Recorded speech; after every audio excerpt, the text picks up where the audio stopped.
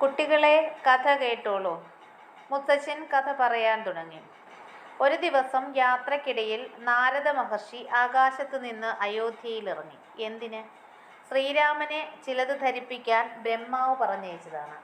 ബ്രഹ്മാവിൻ്റെ പുത്രനാണ് നാരദൻ. രഹസ്യങ്ങൾ പറഞ്ഞയക്കുന്നത് എപ്പോഴും വിശ്വസ്തരോട് വേണമല്ലോ. ശ്രീരാമനും സീതയും മഹർഷിയെ സൽക്കരിച്ചിരുത്തി. നാരദൻ ശ്രീരാമനോട് തൻ്റെ വരവിൻ്റെ ഉദ്ദേശ്യം അറിയിച്ചു.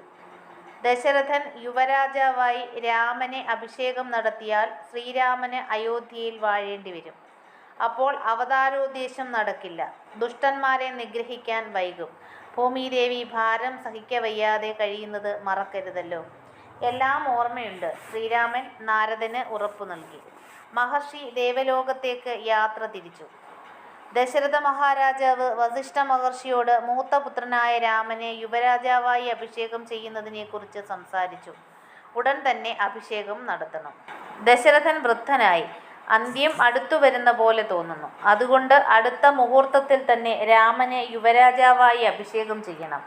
തന്നോടൊപ്പം സന്തോഷിച്ച് എല്ലാം നടത്തിത്തരണം. ഭരതനും ശത്രുഘ്നനും കേകയ രാജ്യത്താണ്. അതൊന്നും തടസ്സമല്ല. നാളെ തന്നെ അഭിഷേകം നടക്കട്ടെ.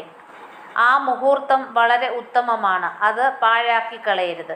ദശരഥൻ മന്ത്രി സുമന്ത്രനോട് വസിഷ്ഠഗുരു പറയുന്നതനുസരിച്ച് വേണ്ടതെല്ലാം ഏർപ്പാട് ചെയ്യാൻ ആജ്ഞാപിച്ചു.